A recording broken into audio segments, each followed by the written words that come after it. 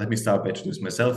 Thank you, Mario already said my name is Toma Pervan, and I work at Ocumetra in regulatory affairs. I'm also information security officer, and I'm also the training officer. So it's a small company, so you have to kind of cover multiple roles.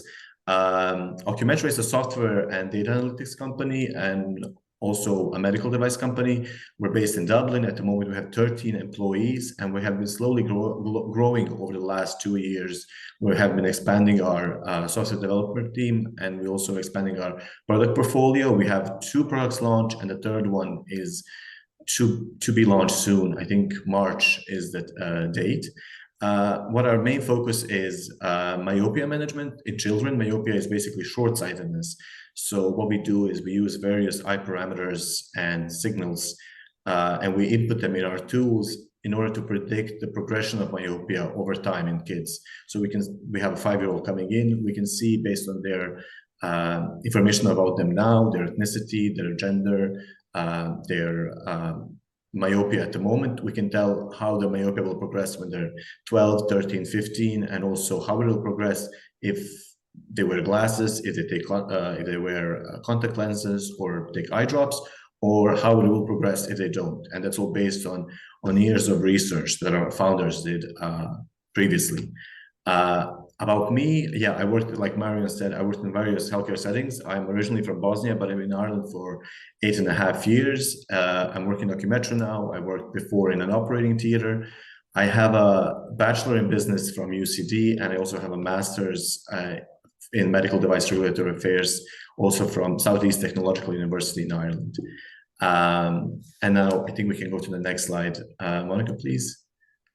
So Marion already asked, like, why did we choose to go for ISO 27001? Like, these are our 2 main reasons: to increase our information security in protecting patients, our clients and partners, and ourselves, because our tools are cloud-based. They're going to be in opticians' offices all around Europe or world, hopefully. And in those settings, we can't control what's on their computer. And so this was a way of protecting us and our tools, and that way protecting the patients and everybody else. And the second reason was it was a great selling point to partners to say, oh yeah, we have ISMS. It kind of shows a dedication towards, as a company, that you're kind of planning and you're thinking long-term.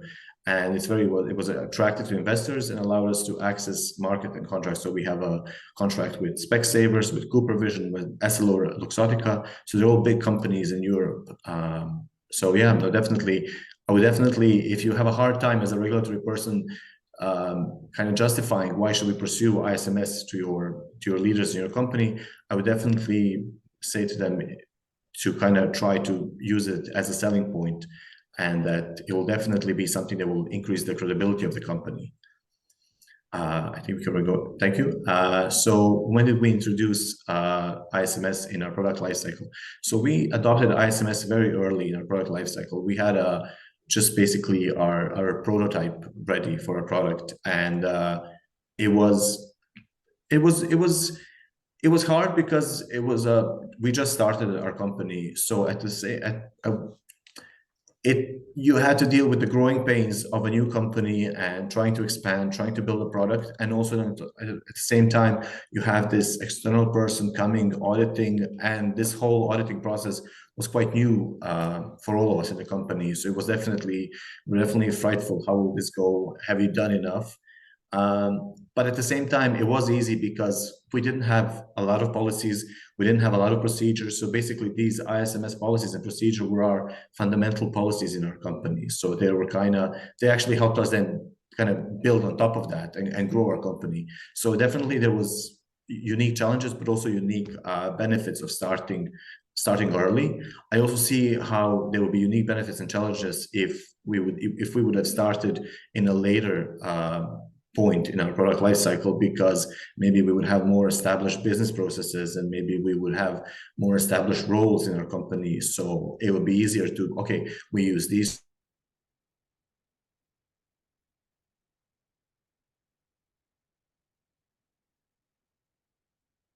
resilient to change. So I see how that would be an issue and how to introduce ISMS. On our next slide, Marion asked me to prepare how long would it take how long did it take to basically get ISMS certified? So the short answer is around 6 to 7 months. We kind of started work in March, and we were certified by end of October.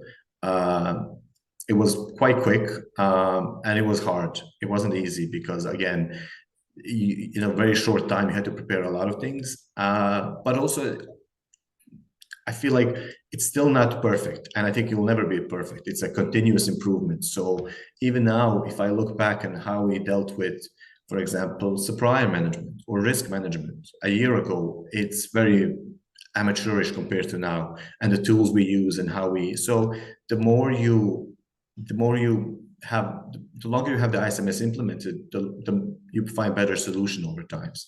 So definitely you get familiar with the standard, you get familiar with the other standards, 27002 or the 27005 for risk. And then basically you get familiar also the tools you have at your disposal. So we discovered risks, SoftComply's Risk Manager last year. We have different document management apps on Confluence.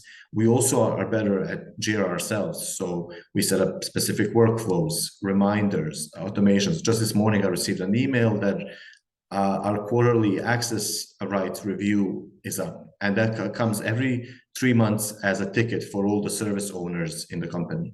So, and that's a document in ISMS. That Jira ticket serves as a document once an auditor comes. How do you know you checked? Well, we have all these tickets that have been transferred from to do to done, and they come every 3 months.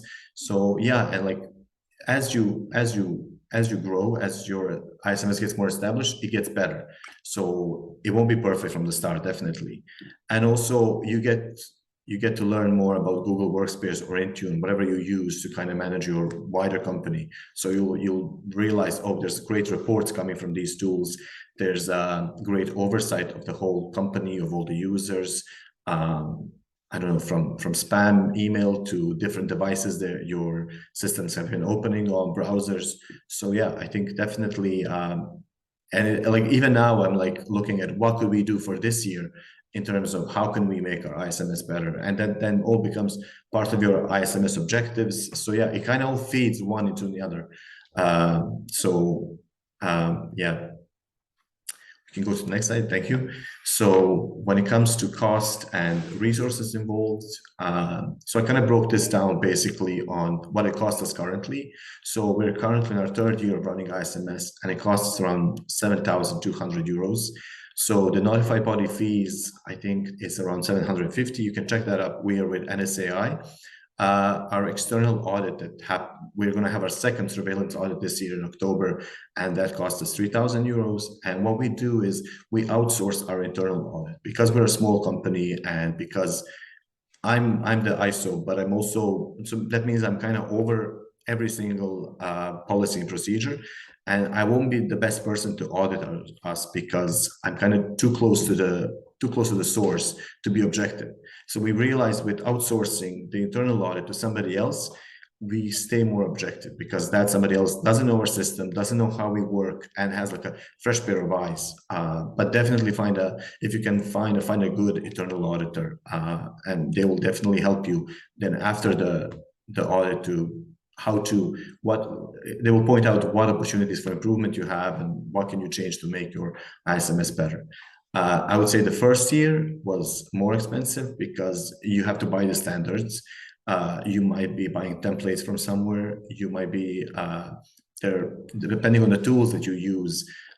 Like, for example, we pay for our Atlassian tools, but then all the added apps that we use for our ISMS, that's going to cost you extra.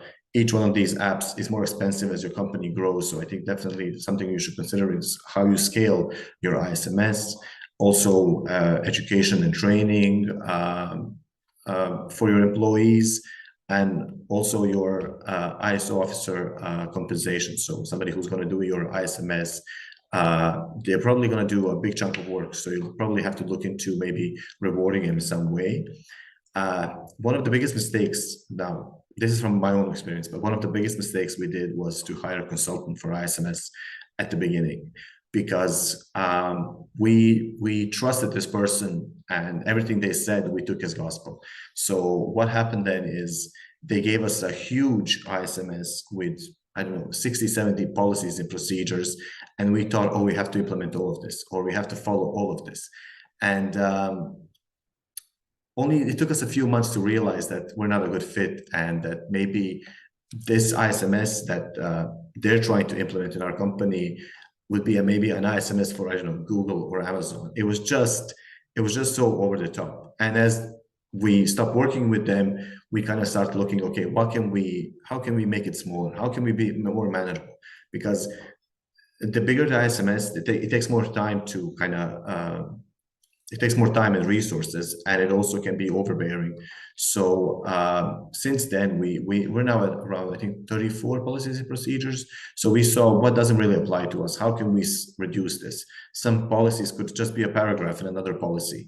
So definitely be careful when choosing a consultant, because there's a lot of great free stuff online. There's a lot of LinkedIn experts that can help you. There's a lot of, and even like, for example, SoftComply, they're always available for a demo or to help you kind of show the best practice, or how could you best utilize a tool. So definitely that's something you should keep in mind before paying a consultant 5 digits like we did. And some of the lessons we have learned from implementing ISMS is definitely familiarize yourself with the standard, because the more you know the standard, the better you will know how to apply that standard to your own circumstances, to your own company. Don't stress too much. Auditors are not some boogeymen that are trying to catch you out and are trying to fail you in every step. They're genuinely trying to help. And also, what I've noticed is they want you to have the fundamentals right. And then once you have that, they will help you. They will, I know they shouldn't, but most of them kind of point out this could be done better, or maybe did you consider this? And yeah, they were definitely, for us, they were definitely helpful over time. And we actually had a situation when we had every single audit, we had a different external auditor. So basically every audit, and every one of them was a bit different, but they were all kind, and they were all really helpful. And they will recognize if you're serious, and they'll recognize that enthusiasm and willingness to improve your company, to improve the ISMS. Your ISMS won't be perfect, so don't stress that, you know, in your first edition of your ISMS, you're not going to have everything done perfectly, and everything will be automated, and everything will be on Jira or on Confluence. It's okay if something is in Excel. It's okay if something is on Dropbox. You know, it takes time to kind of move everything and get everything as the way you want to. And also, not every issue can be foreseen. Like, you know, you have to kind of run the ISMS to see, actually, we're lacking in this, or actually this would be better, or actually this doesn't really apply to us that much, because, you know, we don't do that. For example, we don't outsource development. So that whole control is not relevant for us.